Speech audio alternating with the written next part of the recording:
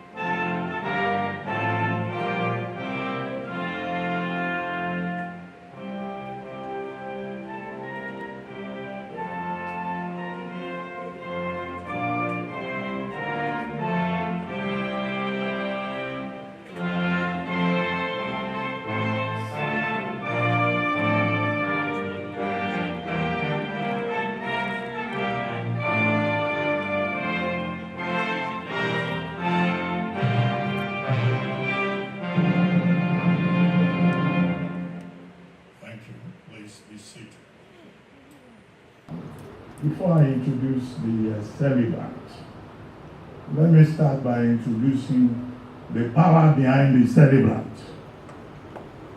You all know Chief Dele Momodu, but he's been able to achieve all of this because of someone who has been supporting him, who has made it possible for him. And that's the Chief Mrs. Bolaji Momodu. Chief Mrs.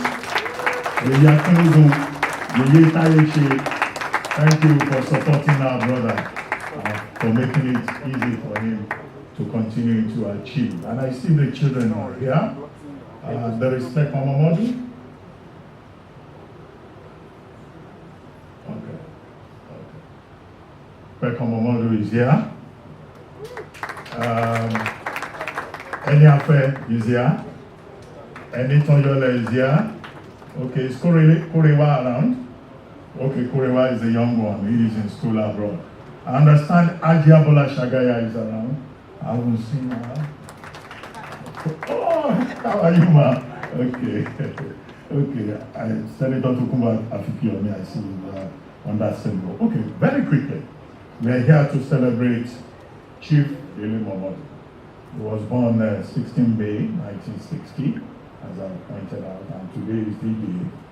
But he has chosen not Jollof and pepper soup. He has chosen the option of intellectual discourse on a very important subject, which is the politics of energy and the way forward. You all know him. He's a publisher, he's a businessman, founder, chief executive, and chairman of Vision International.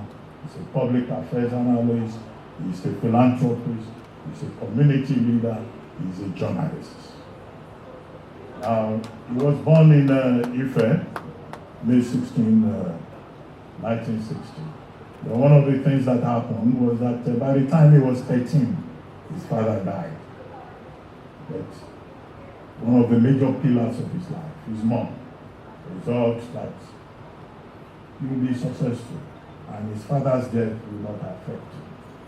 Then, of course, he went to some of these secondary schools. I don't like to mention some secondary schools because there are these way two secondary schools. I think he first went to Initial Grammar School. There's one other school I think,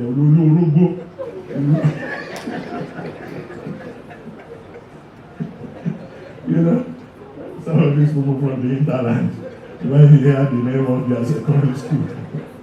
But in any case, Chief Dele Momodu then went to the prestigious University of Ife, which later became Obafemi Awolowo University, where he got a master's degree in English literature.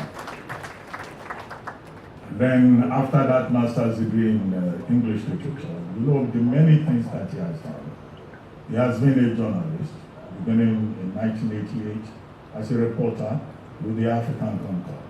From the African Concord, he was redeployed to the Weekend Concord, where he rose to become a line editor. At the same time, he wrote prolifically, in all the Concord titles, and became very famous, for his writings. He later left Weekend Concord and went to Plastic Magazine. where he worked with May Ellen Ezekiel. I think before then, you know, he had done quite a number of things. He used to be a hotel manager, one motel in Ife, you know, owned by Chief Obashijuwade at that time. Motel Royal, that's the name of the hotel. At another point, he was private secretary in the Second Republic to Chief Akin Omobori, a Second Republic politician. And then he also went to teach briefly at the Oyo State School of Arts and Sciences. So, you know, there are many people who remember him as their teacher. And then in between, when he was in Lagos, I think he sold bread.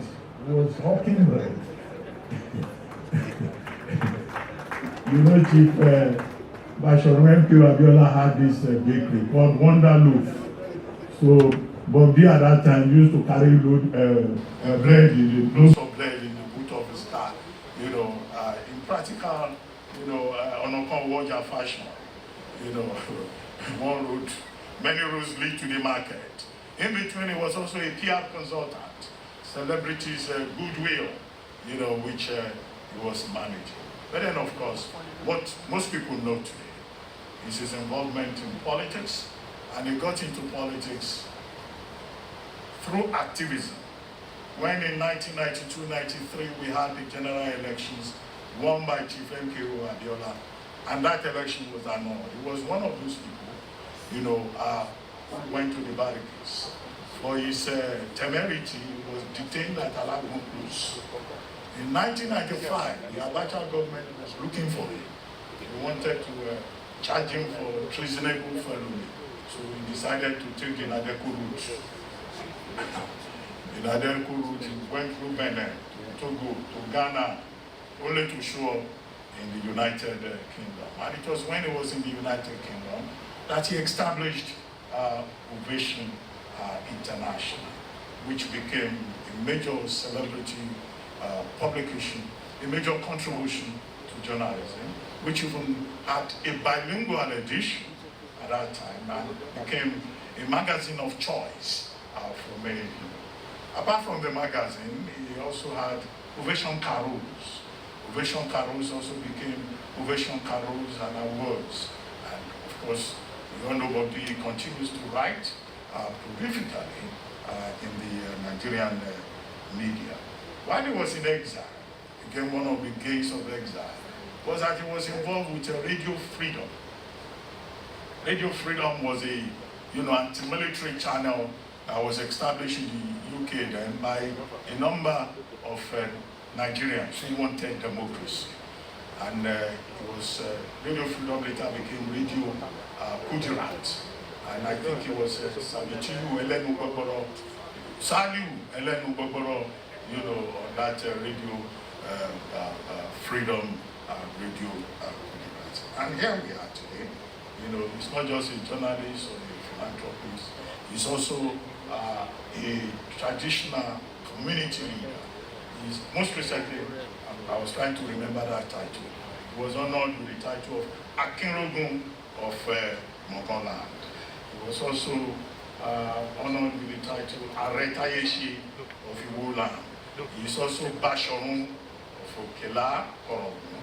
And he has a honorary doctorate in humane letters from the University, Pan-African University of Leadership in Accra, Ghana, in addition to many other honors.